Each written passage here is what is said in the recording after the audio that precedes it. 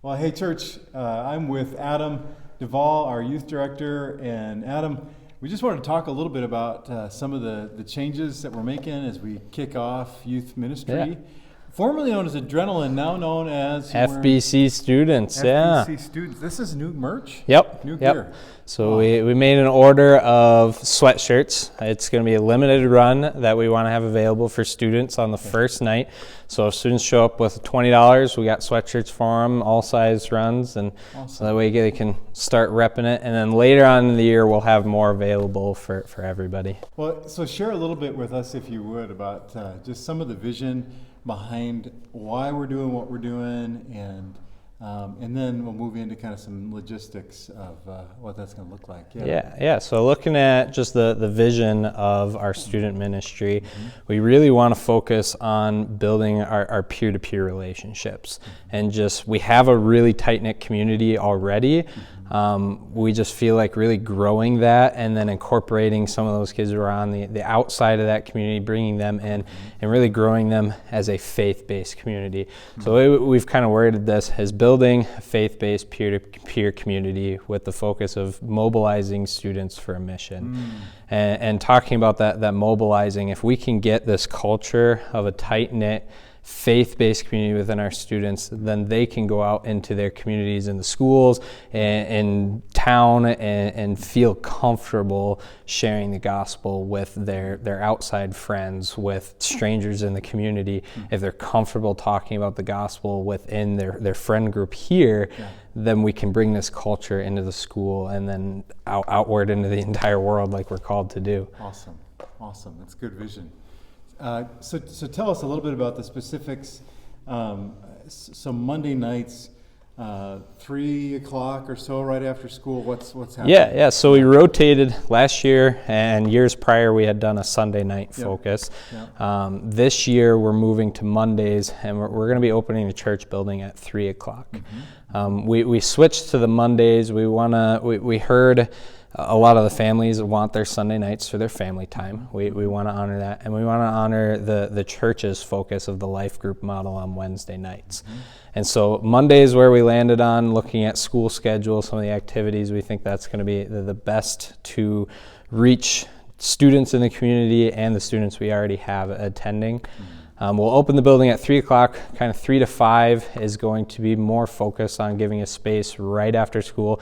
Kids can come and get their homework done. If they, for some reason, don't have homework, the gym will be open. We'll have some little activities that they can do in the church building. 5 o'clock, once the Oasis, the home next door, is ready to go, we're going to open that up. We'll have stuff like pool, we'll have some coloring pages, we'll have some TV activities, we'll have just a little more welcoming, a home feel that has some small group activities going on over there. 6 o'clock, we'll be then serving a meal from the kitchen here. That will be open to anyone who wants to come. It'll be free for students coming. I know football players are going to be really hungry after practice. Throughout the year, basketball, track, all kinds of sports that are going to be going on. Students are going, they're welcome to come and share in a meal with us at 6 o'clock. That'll be served from 6 to 7 o'clock. Starting around 7 o'clock, we're going to get more of an organized large group activity going on in the gym for students who are more of a high pace, like those organized sports. We'll be doing stuff like dodgeball, we'll have basketball, we'll have floor hockey. There's all kinds of stuff that we can be doing as a large group. And then right around 8:30, we're going to be making sure students are out the door. They can get in bed for school. It's a school night on a Monday, and then we can kind of get things cleaned up before it's too late. So if parents were looking to come pick up their kids from FBC students, anywhere between probably 7:30 and 8 would be a good time. And it's not a matter of we're asking students to commit from 3 o'clock to 8:30. That is a long period of time, 5.5 hours. But we want to create this revolving door that students can come for when they're available. If kids are like, I want to be here from 3 to 8:30, we'd love to have them. If some students, I just want to come grab a piece of pizza and only going to be here from 6 to 6:30, we would love to have them here. So parents, students, whenever they're here, whenever they want to come pick up their kids, that's that time window that we're going to have available. Yeah, that's good. So as a parent, I'm thinking about this 3 to 5 thing, Yep. which is super cool. Yep. But will there be supervision then for kids from Definitely. 3 to 5 when they're, Yeah, definitely. Throughout the entire window, we will have supervision. There will be adults in the church building. There will be adults in the Oasis. We will have supervision. Any place where there won't be activities going on will be locked off. Kids aren't going to be just wandering around. There will be activities going on for students to do with adult supervision going on. Super. We want to keep students safe. We also want to have fun, but our priority is going to be making sure that they're safe and that everyone's accounted for. Super. And you've reached out to a few folks who will come and serve between 3 and 5, and Yep. the majority of adult volunteers then who are serving will come around 5:30 or so. So if someone's still out there and kind of on the fence, maybe I'm out of the camera here, and looking to commit and to think about being a part of this, like what time would things get rolling? What time should they be here? Yeah, we expect a lot of students then to start rolling in our high traffic time to be after that 5:30 range. Yeah. I understand a lot of adults work the normal 9 to 5, Right. 9 to 6 schedule. We are not expecting anyone to be here for the 5.5 hours. Sure. I will likely be the only one here every week for 5.5 hours. Yeah. For leaders, we're asking whatever works with their schedule. Sure. If you can be here every week from 3 to 8:30, awesome. That is super cool. We will be super blessed to have you. If you're looking at, I can be here for an hour, and that's 6 to 7 during that meal time, or you can be here from that 3 to 5. That's kind of what we're asking. I do have certain leaders that are committed to time windows every single week, so we know that every time slot will be have coverage. There will be adults here that will be intentionally connecting with students while they're here. That's good. Well, and that 3 to 5 window is pretty neat, just thinking about kids, maybe they don't have a place to go after school, and this gives them a place to go where they're warm. Pretty soon it'll be winter. Yep.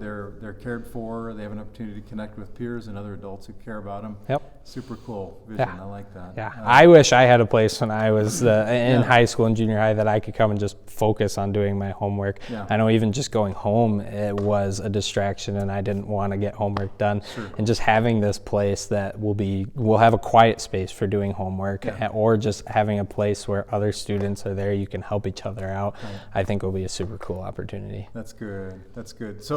So there'll be a meal, which is awesome, and food is always great for kids. Mm-hmm. There'll be some various games to kind of connect around. So how about one of the things we were talking about is adult leaders and student leaders being involved in intentional conversations. So tell me about that. Yeah, so every week we'll have a passage of scripture that the students will be walking through. Mm-hmm. We're training our adult leaders and specifically training our student leaders then to grab the ones who are coming in and engage in these conversations on scripture. So students will be teaching each other how to read through the scripture. It won't just be one person reading it to them. They'll be learning how to read through it themselves.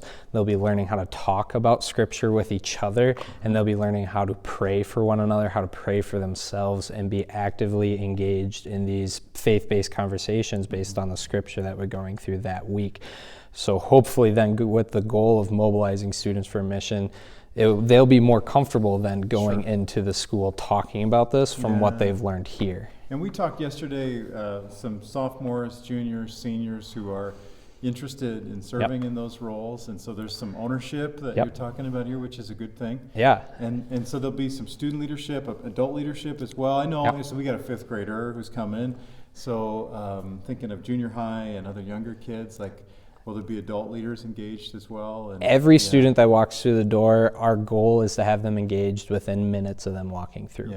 They will be brought in, they will feel like family, they will be pulled into a small group to be engaged in these conversations. Our students will know who they connect with, our adults will know who they connect with, and that way when a student walks in the door, they will feel welcomed, they will feel safe, they will feel part of the community, and then they'll be taught how to engage in these conversations. Awesome. Are you still in need of adult volunteers? At the Always. service? Okay, You can send me your contact information. Okay. We have some leadership training that we require, a background check. Yeah. That way we know who we're getting into. Yeah. And then I just have some questions to know why you're getting involved. We want everyone to have the same goals and that we're all like-minded in serving our students. Yeah. As much fun as it would be to come and just play a game of ping pong or pool every single week, we want our leaders to come and be focused on our mission. And if we're all focused on the mission, not just here to have fun, I believe that the students will see that, and then hopefully that will drive their focus as well. Yeah, that's good. That's good. So what I'm hearing is a place for kids to be, some really intentional conversation that involves some ownership of the students and also leaders, some fun relationship building activities together, and really a group of people, hopefully increasingly because of that relational connectedness, bonded together as they go from this place, because they don't cease to be the church when they leave this place. They are the church sent, as we like to say on Sunday mornings. Those are some really good things. We're planning on building this culture. We see so much of the culture of the school coming into the church, and we want to build a culture in the church that goes into the school. And it could revolutionize this entire community and then grow and grow. Like I said, we're called to bring this to the outermost parts of the world. And so if we can start this culture here, I would love to see it spark a flame in the community. One of the things we've been working through is a book about helping students share the gospel, right? And you've been particularly excited about that. I'm really enjoying this book, which is very rare for me. I don't typically enjoy books, but I'm super enjoying this, and it's that giving students ownership over the mission then, and like we've talked about the student leaders, and then really driving that mission through prayer and through making disciples who make disciples, and just really driving our focus, I think will be really key this year. That's awesome. That's awesome. Well, thanks, Adam, for sharing. Yeah, of course. If anyone has any questions, we'll post Adam's contact information here. And you don't need to have a master's degree in ministry. You don't have to have served in youth ministry before. You just have to have a heart for Jesus and love serving kids and want to be a part of the team. And Adam would love to talk with you. And I hope it's an encouragement to our church in general to connect, to send your kids. To be a part of this community. We're excited for it to grow and be mobilized this year. God bless you. Thank you.